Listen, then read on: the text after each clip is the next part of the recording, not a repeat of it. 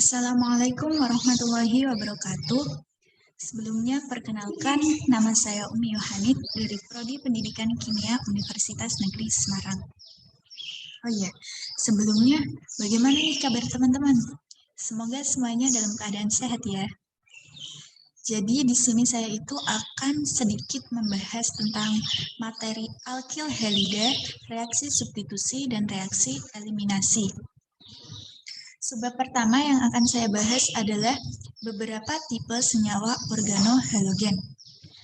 Jadi, senyawa organohalogen itu ada 3. Yang pertama, alkil halida, yang kedua, aril halida, dan yang ketiga adalah halida finilik. Nah, apa sih bedanya alkil halida, aril halida, dan halida finilik?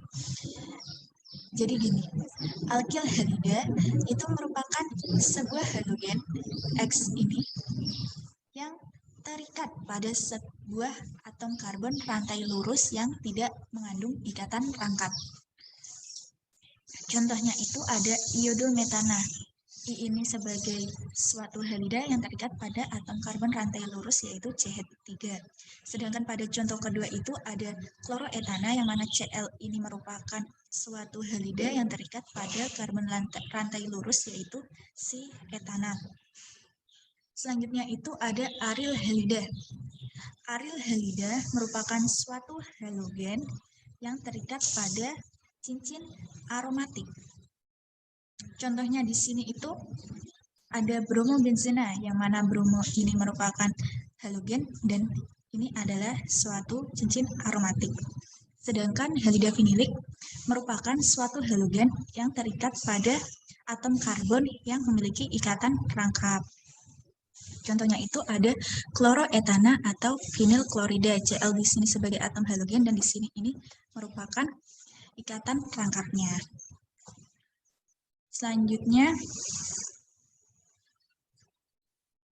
itu tentang sifat-sifat fisis alkana terhalogenasi. Yang pertama, sifat fisis alkana itu adalah senyawa haloalkana mempunyai titik didih dan titik leleh lebih tinggi daripada alkana dengan jumlah atom yang sama. Jadi, jika ada dua senyawa, nah dia itu mempunyai jumlah atom C yang sama, sedangkan yang akan tetapi satu senyawa itu dia mengandung suatu atom halogen, sedangkan yang satu senyawa lainnya itu tidak mengandung atom halogen. Maka suatu senyawa yang memiliki atom halogen tadi, dia itu memiliki titik didih dan titik leleh yang lebih tinggi daripada senyawa yang tidak mengandung atom halogen tadi. Selanjutnya, sifat fisis yang kedua itu adalah rapatan alkil halida cair seringkali lebih tinggi daripada rapatan senyawa organik yang sepadan. Intinya sama dengan sifat fisis yang pertama tadi. Jadi ketika ada dua senyawa, yang mana dia memiliki jumlah atom C yang sama, tetapi yang satunya dia itu mengandung suatu atom halogen, sedangkan yang satunya tidak. Maka yang mengandung suatu atom halogen itu dia yang memiliki rapatan yang lebih tinggi daripada yang tidak mengandung atom halogen tadi. Selanjutnya, sifat fisis yang ketiga, hidrokarbon terhalogenasikan tidak membentuk ikatan hidrogen dan tidak larut dalam air. Baik, di sini ini ada sifat fisika alkana terhalogenasikan yang mana CH3Cl titik didihnya itu -24, CH2Cl2 titik didihnya 40, CHCl3 titik didihnya 61, CCl4 titik didihnya 77, CH3Br titik didihnya 5 derajat Celcius, CH3I titik didihnya 43. Terus di sini juga ada rapatan pada suhu 30 derajat Celcius. Jadi rapatan CH3Cl ini dia bentuknya gas, terus CH2Cl2 memiliki rapatan 1,34 gram per mililiter. Selanjutnya dapat dibaca sendiri ya teman-teman. Baik, selanjutnya kita akan ke sebab berikutnya yaitu tentang tata nama dan klasifikasi alkil halida. Jadi, suatu alkil halida itu memiliki dua tata nama. Yang pertama tata nama IUPAC dan yang kedua adalah tata nama trivial. Tata nama IUPAC ini merupakan suatu tata nama berdasarkan aturan internasional, sedangkan tata nama trivial itu merupakan tata nama yang sering digunakan oleh masyarakat dalam penyebutan suatu senyawa. Nah, untuk menentukan nama dari suatu senyawa, kita harus memperhatikan beberapa langkah-langkah. Yang pertama, kita harus menentukan rantai utama karbon yang mengandung atom halogen. Selanjutnya, langkah kedua, kita memberikan penomoran rantai utama dimulai dari atom C yang paling dekat dengan halogen. Langkah yang ketiga itu urutan penulisan mulai dari nomor atom halogen, nama atom halogen, nomor alkil, kemudian nama alkil dan nama alkana.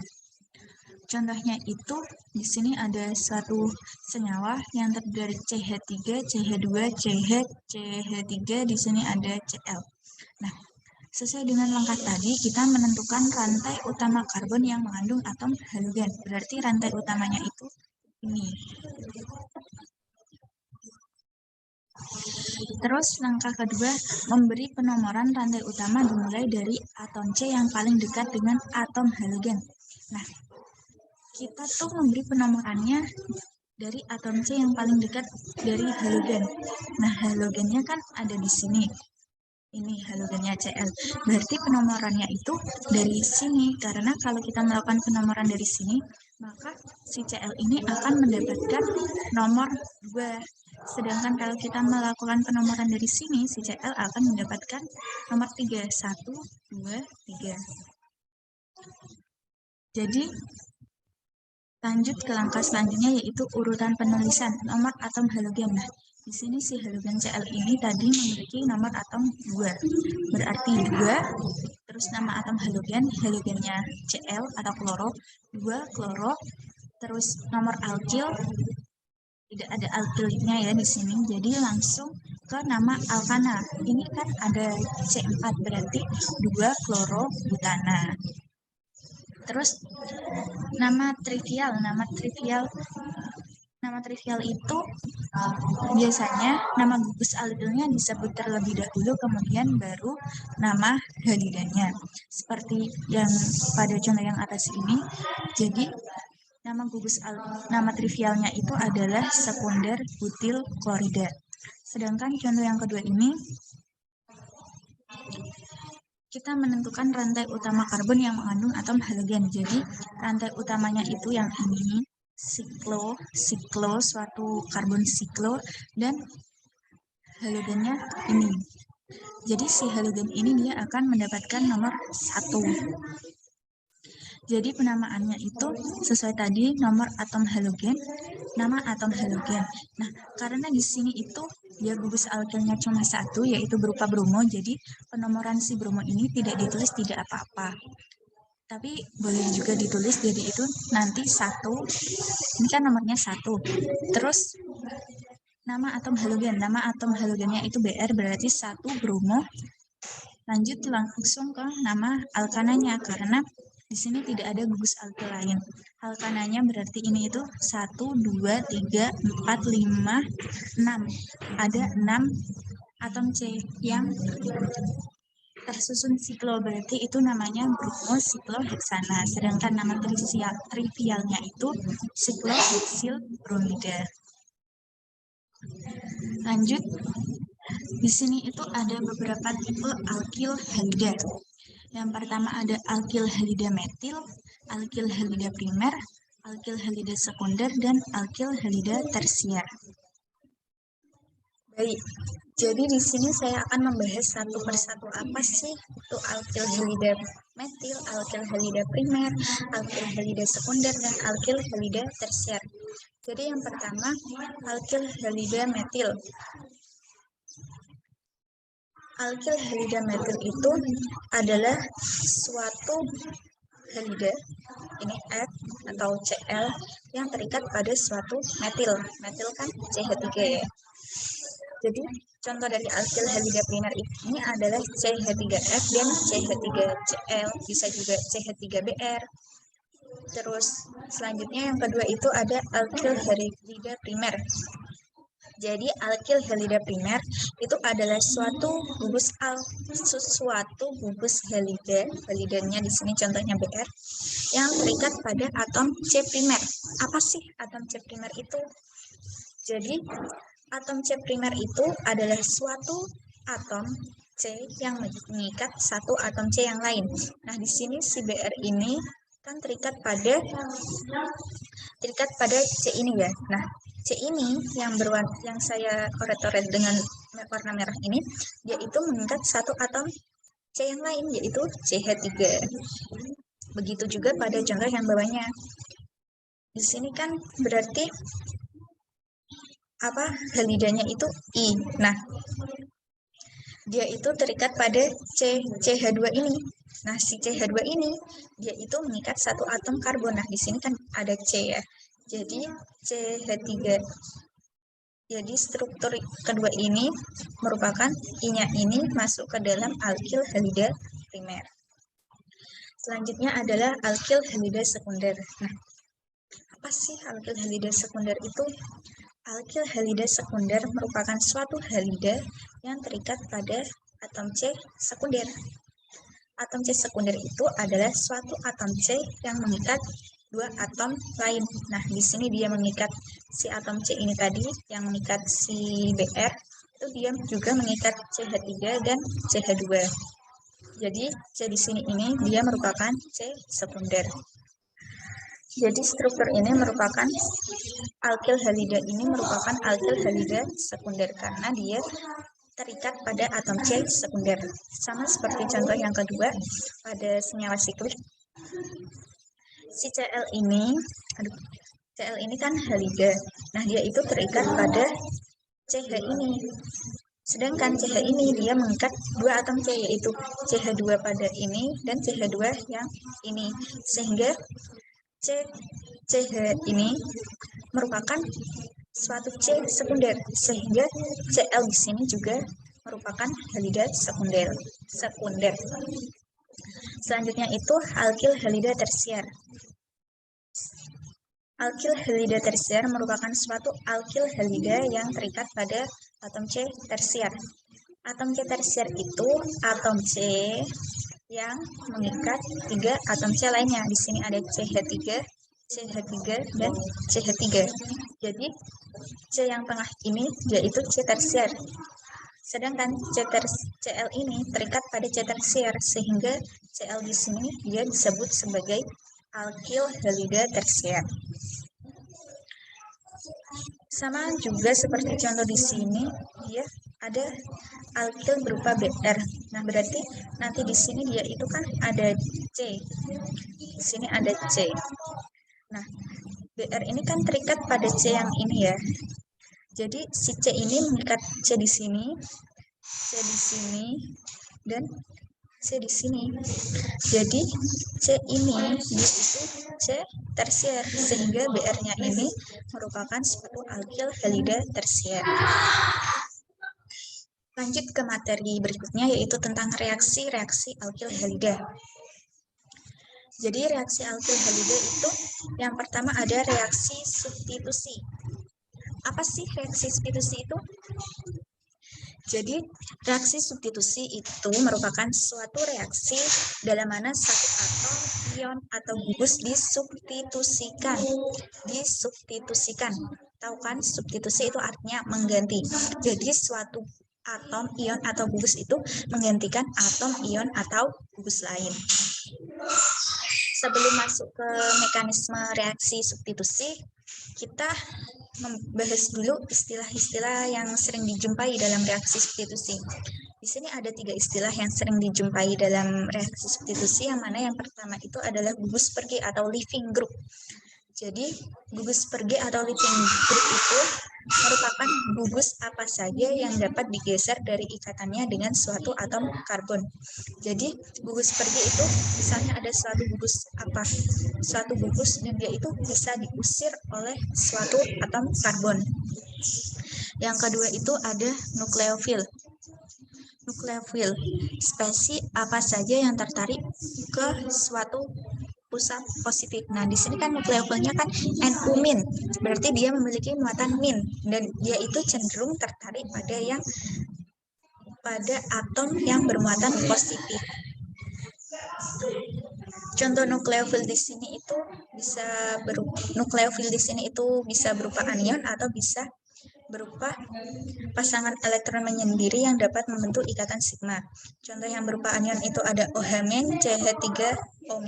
Sedangkan yang memiliki pasangan elektron yang dapat membentuk ikatan sigma itu ada H2O, CH3OH, dan CH3NH2. Selanjutnya yang ketiga itu ada elektrofil. Nah, ini kebalikan dari si nukleofil nih. Kalau tadi si nukleofil itu muatannya negatif, si elektrofil ini muatannya positif. Jadi elektrofil itu spesies apa saja yang tertarik ke pusat negatif. Dia kan ini tadi muatannya positif ya. Jadi dia itu cenderung tertarik ke muatan negatif. Contoh dari elektrofil itu ada H+ dan ZnCl2.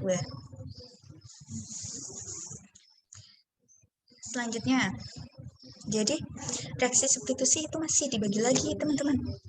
Reaksi substitusi itu dibagi menjadi dua. Yang pertama ada reaksi nukleofilik dan yang kedua ada reaksi elektrofilik. Reaksi nukleofilik merupakan reaksi penggantian atom atau gugus lain dengan suatu senyawa oleh nukleofilik. Dapat dipahami dari namanya ya teman-teman. Jadi substitusi penggantian nukleofilik berarti penggantian itu oleh senyawa nukleofilik. Yang kedua substitusi elektrofilik, yaitu suatu reaksi yang langkahnya diawali oleh serangan elektrofil. Iya, sebelum masuk ke reaksinya, kita harus memahami beberapa poin penting nih. Yang pertama itu imen. Imen merupakan suatu basa lemah, sehingga dia merupakan gugus pergi yang baik. Sedangkan OH- ini dia itu basa kuat, sehingga dia itu bukan gugus pergi yang baik. Terus reaktivitas gugus pergi alkil. Jadi reaktivitas gugus pergi alkil itu meningkat dari F, Br, Cl, dan I. Berarti yang paling reaktif di sini adalah I. Yang kedua ada naiknya kekuatan nukleofitas. Naiknya kekuatan nukleofitas itu dari H2O, ROH, Cl-, Br-, OH-, OR-, I-, dan Cn-. Selanjutnya ada reaksi SN1.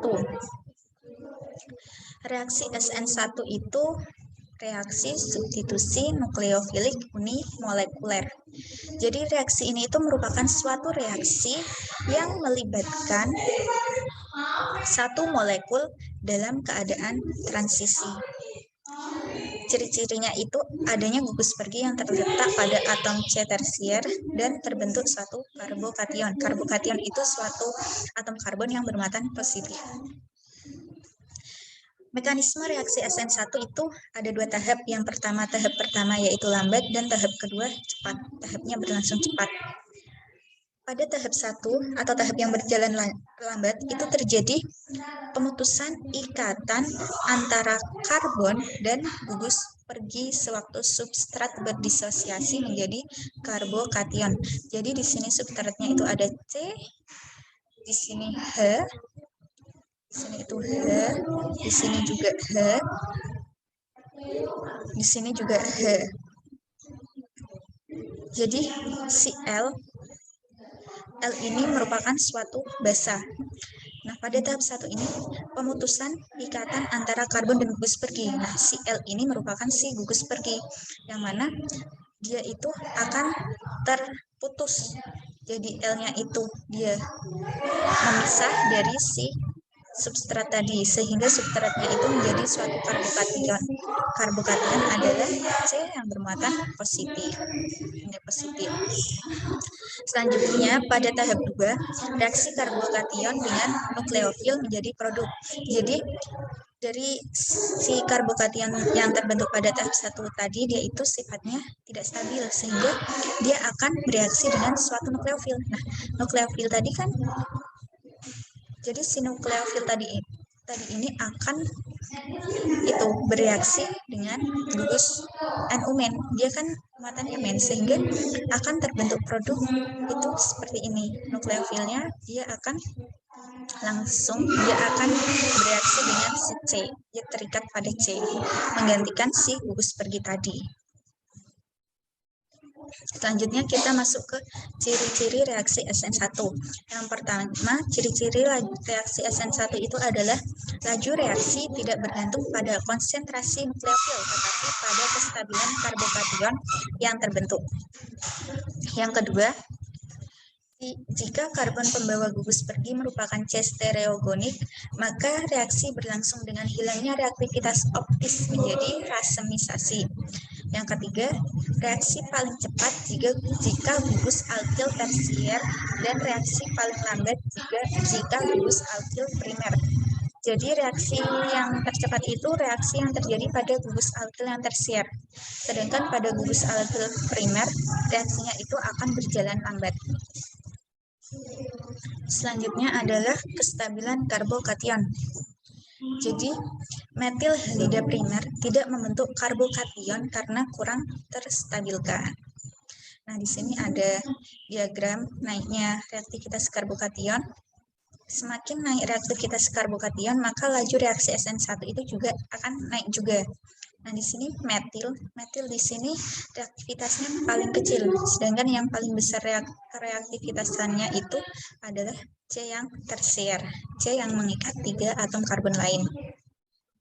Lanjut ke faktor-faktor yang mempengaruhi kesetimbangan karbokation. Yang pertama ada efek induksi. Efek induksi merupakan geseran rapatan elektron yang menciptakan muatan positif parsial pada atom-atom yang berdekatan, kemudian mempolarisasi ikatan sigma berikutnya yang mengakibatkan muatan positif karbokation tersebar dan terstabilkan. Jadi ini ada suatu C yang memiliki ikatan sigma. Elektron ikatan sigma ditarik ke arah muatan positif. Ini C ini semuanya berikatan sigma. Dia ini akan tertarik ke C yang tengah ini yang bermuatan positif. Selanjutnya yang ketiga itu ada bantuan sterik. Bantuan sterik dapat meningkatkan kestabilan karbokation tersier. Yang terakhir, hyperkonjugasi. Karbokation tersier distabilkan oleh penyebaran yang lebih besar dari muatan itu. Baik, selanjutnya kita ke materi tentang reaksi SN2. Reaksi SN2 itu reaksi substitusi nukleofilik dimolekuler. Nah, mekanismenya itu seperti ini, yang mana ini ada suatu nukleofilik, dia akan menyerang si C dan X-nya ini dia akan terlepas. Hasilnya seperti ini. Jadi sifat dari reaksi nukleofilik bimolekuler ini serangannya itu suatu serangan belakang yang serempak atau concerted. Reaksi bimolekul baik nukleofil maupun R2CXH terlibat dalam keadaan transisi. Jadi molekulnya ini dia terlibat dalam keadaan transisi. Laju reaksi order kedua, laju berbanding lurus baik dengan konsentrasi nukleofil maupun konsentrasi si senyawa. Sterokimia, inversi konfigurasi sama dengan inversi Walden. Laju reaksinya metil di sini memiliki laju reaksi lebih besar daripada alkil halida primer dan alkil halida sekunder. Kereaktifan alkil. Nah, jadi si alkil halida primer ini dia yang paling reaktif daripada alkil halida sekunder dan alkil halida tersier. Kenapa si alkil halida primer ini dia paling reaktif? Karena alkil halida primer ini, karena si nukleofil ini dia akan menyerang bagian belakang. Karena ini alkil halidanya bersifat primer, maka di bagian belakangnya ini dia tidak sesak, sehingga reaksi SN2-nya akan berlangsung cepat. Sedangkan pada alkil halida tersier, dapat dilihat ya, bagian belakang dari atom C ini dia itu sesak. Jadi reaksi SN2-nya bersifat lambat atau mustahil. Selanjutnya adalah stereokimia SN2. Sterokimia SN2. Jadi di sini ada suatu nukleofil yang berupa basa kuat yaitu OH- dan ada satu senyawa alkil halida. Yang mana halidanya di sini adalah Br. Jadi reaksi SN2 itu reaksi yang serangannya dari belakang. Jadi si OH- ini dia akan menyerang C dan Br-nya akan terlepas menjadi produk seperti ini. Nah, bagaimana sih mekanisme secara lengkapnya? Jadi mekanismenya itu, jadi di sini ada OH-, sedangkan di sini itu ada CH3, di sini ada H. Jadi si OH- ini akan menyerang C dari belakang, sehingga akan menimbulkan suatu keadaan transisi.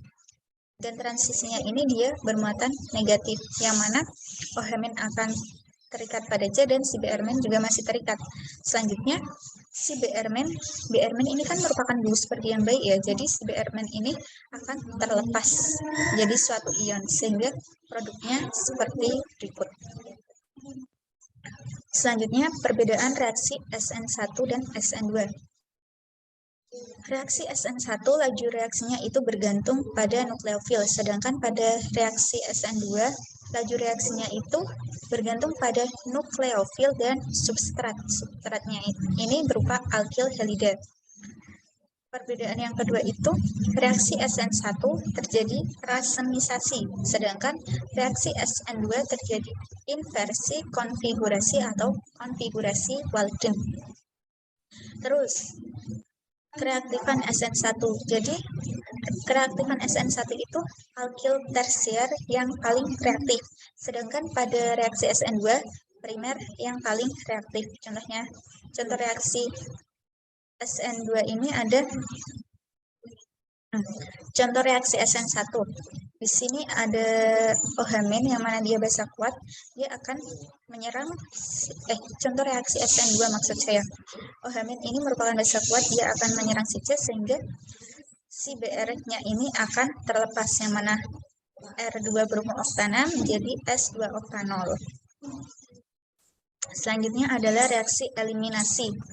Reaksi eliminasi itu merupakan reaksi pembentukan ikatan rangkap melalui hilangnya gugus yang terikat pada atom-atom yang berdampingan. Reaksi eliminasi ini dapat terjadi bila suatu alkil halida diolah dengan suatu basa kuat menghasilkan suatu alkena. Unsur H dan X keluar dari dalam alkil halida. Oleh karena itu, reaksi ini disebut juga reaksi dehidrohalogenasi. Macam reaksi eliminasi ada dua, sama seperti reaksi substitusi tadi, yaitu reaksi E1 dan reaksi E2. Reaksi E2 merupakan reaksi eliminasi bimolekular. Reaksi E2 ini berjalan serempak, artinya terjadi pada satu tahap, terus melibatkan dua reaksi dalam keadaan transisi dan digunakan basa kuat seperti OH- dan OR- pada temperatur yang tinggi. Mekanisme reaksi E2. Jadi di sini ada suatu basa kuat, contohnya adalah OR- yang direaksikan dengan suatu alkil halida. Jadi nanti ini di sini si OH- ini akan membentuk ikatan dengan hidrogen dari alkil halida. Jadi akan terbentuk ROH. Selanjutnya elektron CH membentuk ikatan P. Nah, jadi di sini kan dia kehilangan kehilangan H, sehingga elektronnya itu sisa satu, sehingga dia akan membentuk ikatan rangkap di sini. Nah, halogen bersama sepasang elektronnya, karena terjadi ikatan rangkap ini, maka halogen di sini dia akan meninggalkan ikatan CX sehingga menghasilkan suatu propena dan ion Br-. Struktur keadaan transisinya ini adalah seperti ini. Jadi ini ada RO yang dia itu parsial positif, H, CH2, dan di sini ada X yang parsialnya negatif, ada CH3. Selanjutnya penjelasan mekanisme E2. Mengikuti ordokinetik kedua dengan laju reaksi bergantung pada konsentrasi alkil halida dan konsentrasi basa. Tidak terjadi penataan ulang, dilakukan pada kondisi basa kuat. Kestabilan produk alkena yang terbentuk mengikuti aturan Zaitsev. Nah, Apa sih aturan safe itu? Jadi aturan safe itu adalah suatu aturan yang mana produk alkena yang terbentuk paling banyak itu dia yang memiliki alkil terbanyak. Jadi, misalkan ada suatu reaksi, dia menghasilkan dua senyawa, yang mana satu senyawanya itu mengandung satu gugus alkil, dan yang kedua senyawanya itu mengandung dua gugus alkil. Maka hasil yang lebih banyak itu hasil yang mengandung dua gugus alkil itu. Jadi seperti itu, teman-teman. Oke, lanjut. Kita ke reaksi S1. Di mana reaksi ini reaksi di mana karbokation dapat memberikan sebuah proton kepada suatu basa dalam suatu reaksi eliminasi menjadi sebuah alkena. Reaksi unimolekul karena hanya melibatkan satu reaksi dalam keadaan transisi dari tahap penentuan laju. Meliputi dua tahap, di mana tahap pertama dalam reaksi eliminasi merupakan tahap lambat, jadi merupakan tahap penentu laju reaksi keseluruhan. Mekanismenya ini ada dua tahap. Yang pertama tahap 1 yang berjalan lambat, dan yang kedua itu tahap 2-nya itu berjalan cepat. Yang mana tahap 1-nya ini si substrat mengalami heterolisis lambat ke bentuk ion halida dan karbokation. Sedangkan pada tahap 2 ini basa merebut suatu proton dari sebuah atom karbon yang terletak berdampingan dengan atom karbon positif. Selanjutnya, elektron ikatan sigma karbon hidrogen bergeser ke arah muatan positif. Karbon itu mengalami rehibridisasi dari keadaan sp3 ke keadaan sp2 dan terbentuklah suatu alkena. Nah, ini mekanismenya. Jadi, ini ada suatu alkil halida. Alkil halida ini dia si X ini kan halidanya. Dia itu akan terlepas. Ini tahap 1 ya, teman-teman. Tahap 1-nya seperti ini. Jadi alkil halidanya ini akan terlepas, yang mana keadaan transisinya seperti ini sebelum terlepas.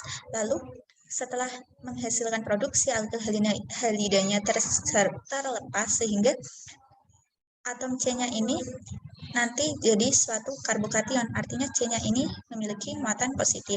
Selanjutnya, C yang bermuatan positif tadi akan direaksikan dengan suatu basa, sehingga akan menghasilkan suatu keadaan transisi seperti ini. Yang mana C di sini dia akan membentuk parsial positif sebelum terbentuk ikatan tangkap di sini, sehingga dia akan menghasilkan alkena, yang mana di sini itu merupakan 2 metil propena dan suatu H3O+. Penjelasan tentang mekanisme E2. Mengikuti kinetika order 1, laju reaksi bergantung hanya pada konsentrasi alkil halida saja.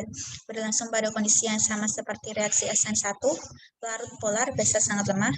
Reaksi E1 berlangsung lewat zat antara karbokation yang memiliki kestabilan karbokation yang berperan. Bila memungkinkan, diikuti dengan penataan ulang karbokation. Jadi reaksi E2 ini ada yang rumit. Jadi dia itu nanti akan mengalami penataan ulang karbokation, sehingga strukturnya itu akan sedikit berbeda dari struktur awal si substratnya. Selanjutnya, karbokation dapat mengalami penataan ulang dalam reaksi E1 untuk menjadi karbokation yang stabil. Jadi, kenapa sih dia itu harus melalui penataan ulang? Jadi, dia melakukan penataan ulang itu untuk membuat karbokationnya itu lebih stabil. Nah, di sini ada suatu senyawa atom C. Nah, di sini kan di sini itu dia mengandung halidanya Br. Nah, di sini dia Br-nya ini akan terlepas, sehingga seperti ini. C dan C yang di sini tadi kan mengandung Br. Nah, Br-nya terlepas, jadi C-nya menjadi positif. Terus si CH3 di sini dia akan berpindah ke sini, sehingga C yang di sini tadi yang mulanya mengikat metil, dia akan bermuatan positif. Seperti itu, teman-teman. Terus produk alkena yang terbentuk, alkena yang tersubstitusi, orientasi side-side, R2C, intinya R2C, ikatan rangkap CR2 lebih besar dari R2C, ikatan rangkap CHR lebih besar dari R2C, ikatan rangkap CH2. Dapat dibaca sendiri ya teman-teman. Terus isomer cis kurang stabil daripada trans. Nah, jadi jika ada suatu reaksi yang mana dia menghasilkan cis dan trans, maka yang lebih banyak dihasilkan itu produk yang bersifat trans.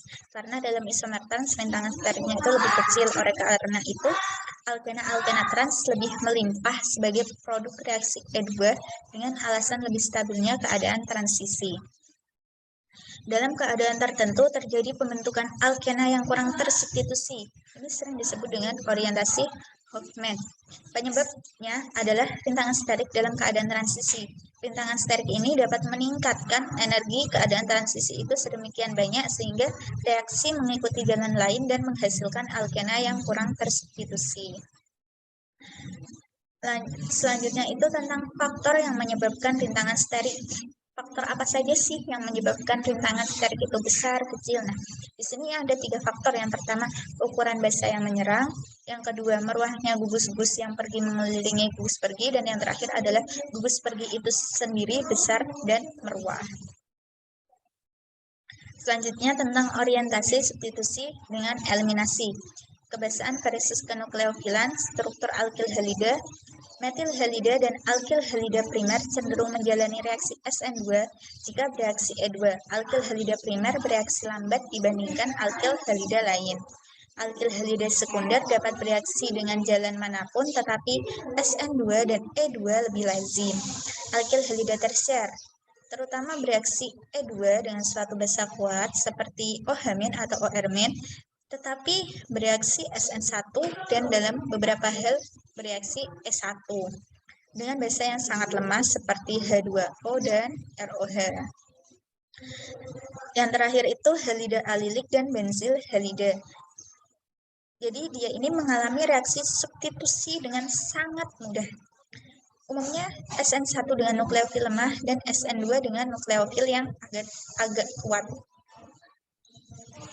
Jadi di sini ada metil dan primer bereaksi SN2, dia akan menghasilkan suatu produk yang memiliki rumus umum RCH2NO. Jadi ini dia hanya akan mengalami penggantian saja, langsung NO-nya masuk ke C ini. Selanjutnya ada C sekunder. Suatu senyawa alkil halida sekunder, dia itu bereaksi, ada 2 reaksi. Yang pertama SN2 dan E2, dan yang kedua reaksi E2. Yang mana alkil halida sekunder ketika bereaksi SN2 dan E2 itu dia akan menghasilkan suatu senyawa yang memiliki rumus R2CH-NO dan alkena. Sedangkan pada reaksi E2, alkil halida sekunder ini dia akan membentuk suatu alkena. Nah, alkil halida tersier, yaitu bisa mengalami reaksi SN1 dan S1 menghasilkan suatu senyawa dengan rumus umum R3CNO dan suatu alkena. Sedangkan pada alkil halida tersier, dia pada reaksi E2, dia itu akan menghasilkan suatu alkena. Yang terakhir itu ada alilik dan benzil. Alilik dan benzil itu bisa bereaksi SN1 dan SN2 menghasilkan suatu senyawa yang memiliki rumus umum RNO. NU di situ maksudnya nukleofil ya teman-teman. Jadi tergantung nanti nukleofil yang menyerang itu apa gitu. Jadi tinggal dimasukkan. Baik, terima kasih. Jadi seperti itu teman-teman. Sekian ya pemaparan dari saya. Apabila ada kata-kata yang kurang berkenan atau ada penjelasan yang kurang pas, saya mohon maaf sebesar-besarnya. Sampai jumpa kembali. Assalamualaikum.